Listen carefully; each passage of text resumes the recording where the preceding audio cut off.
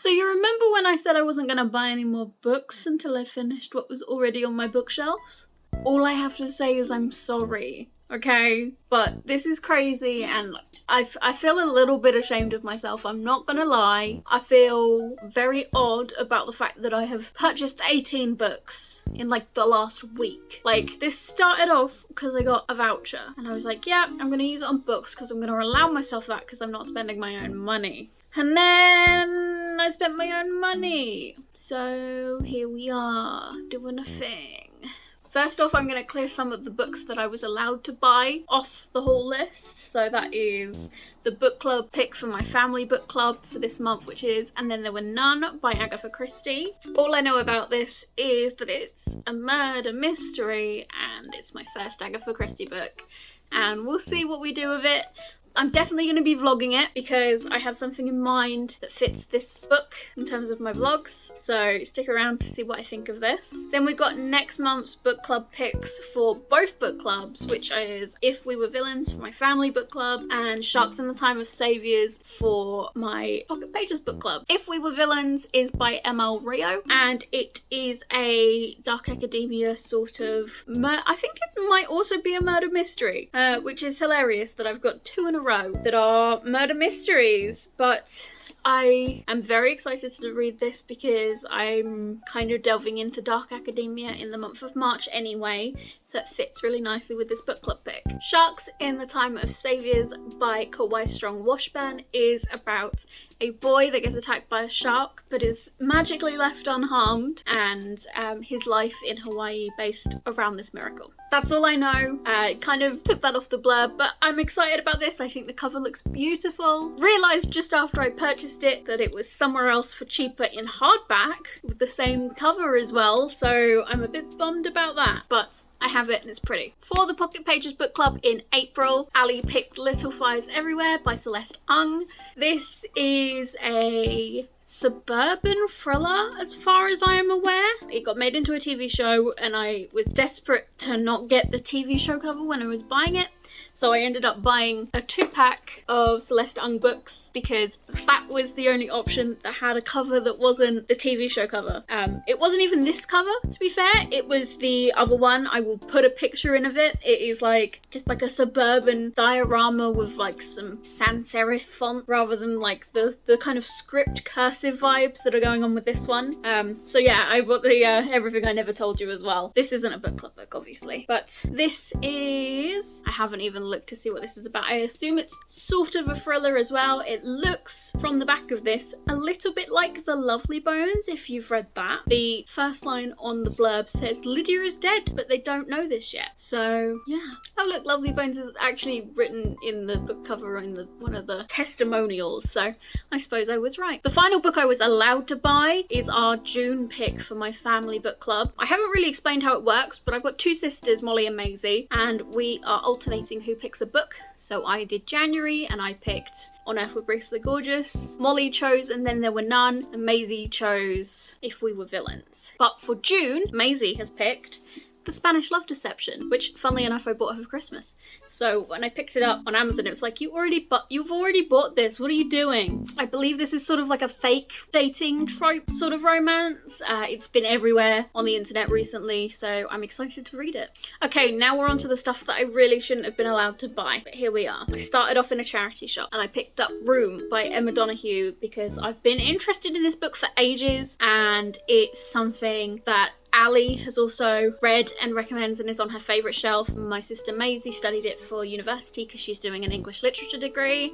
So I was just really interested in it, and the cover is beautiful as well. Like, it's a really nice addition. But this is a story told from the perspective of a son and his mother who are locked in a room. And that's all I really know about it. That's the premise. But Brie Larson won an Oscar for it, so, you know, should be good. Next up, I went into the works and I saw in their kind of current releases section that Crooked Kingdom by Leigh Bardugo was on sale for £3. Did I own Six of Crows at the time? No. Bardugo. So it didn't matter. It didn't stop me. I was like, I wanted to read Leigh Bardugo at some point. Let's just get it. Because to be honest, I probably would have started with either Six of Crows or Night Faust anyway. I don't know. I felt like that was the obvious jumping off point for Leigh Bardugo. But yes, I picked up Crooked Kingdom, and then I was like, okay, I've got to find a copy of Six of Crows before I want to read it. And then I looked on Amazon, and on Amazon, this was £3. So I got them both. You know, I honestly no clue what Six of Crows or Crooked Kingdom is about, but I think I want to leave it that way, you know? I think it's going to be one of these ones that I just walk into and decide how I feel about it then. As I was looking in the deals, I was like, okay, let's look at some more deals, and Conversations with Friends showed up. This is by Sally Rooney, author of Normal People and Beautiful World, Where Are You? I've read Normal People and I did enjoy it very much, and I think that this one is going to be up there as well. I haven't read Beautiful World, Where Are You? It's living in my bookshelf. It is our May pick for the family book club. This was Molly's pick. We both got hardback covers of it. It's all gonna be lovely. We're just gonna sit there with our cute little hardbacks, and yeah. But I don't know too much about this book either. Apparently it's quite similar to Exciting Times by Nisha Dolan, and it is also one of Uncarly's favourite books. And as if I didn't need any more series to just own one of or read one of, I picked up Leviathan Wakes by James S.A. Corey. Really confusing because James S.A. Corey is a pen name for two people that have been working together to create the Expanse series of novels. All I know is it's a sci-fi, and it's a definitive sci-fi, and I felt like I had to pick it up. I really love the covers on these. I think they're really cool with the vibrant font and the big chunkiness, and they look really nice from the side as well. So yeah, I was gonna buy it eventually. Just decided to do it now. I'm gonna preface this next few books by saying this was like a real extravagant purchase. I didn't need these at all. Skyward, Starsight, and Cytonic. Yeah, I did it. You know I loved Skyward. I read that at the beginning of last year, and I loved it so much. So I knew I wanted to get back into the series at some point this year, and in my head I was like, what if I really like Starsight, but then I can't buy Cytonic in paperback form until it comes out as a paperback, and then when Defiant comes out, I'll have to wait ages and ages to get to that. So in my head, I just kind of validated it because, yeah, I decided that I needed the hardbacks somehow. I didn't own Skyward anyway. I read it in ebook form. I had it on my Kindle, and I knew I wanted to get a physical copy of them because I knew I'd reread them going into the rest of the series. So that's why I picked them up. But they are beautiful, and now when Defiant comes out next year, I can jump straight into it. I can like pre-order it and read it straight away, which I've not been able to do with a Brandon Sanderson book before. And considering he is, I want to say like my favourite writer, but maybe not quite my, well, come on, it's me. Probably my favourite writer. Yeah, I wanted to be able to have that experience of pre-ordering and having it arrive on the day and being able to read it all in one sitting and all that, and that's where my head's at. Fun fact for you, I am an absolute sucker for a special edition copy of a book, and in the Oxfam where I bought room, there was a special editions section. And lo and behold, I bought something. It is The Maidens by Mikulitis. This is a beautiful sprayed edge edition with a signed page from Mikulitis himself, and an exclusive essay from him as well. Is that before or after?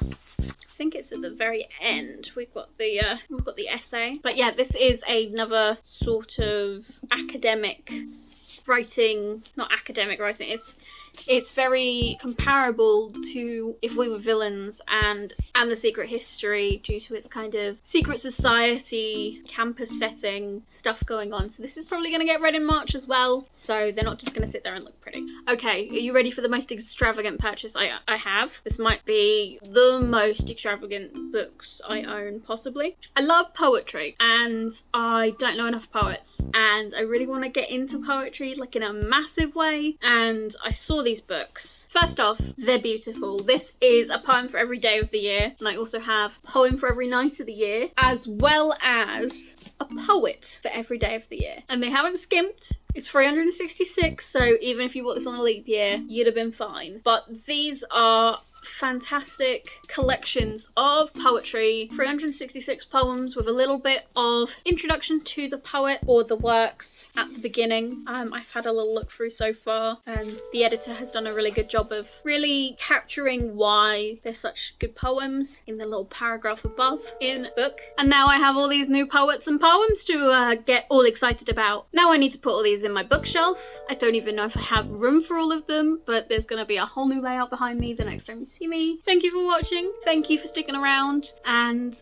I will see you next time.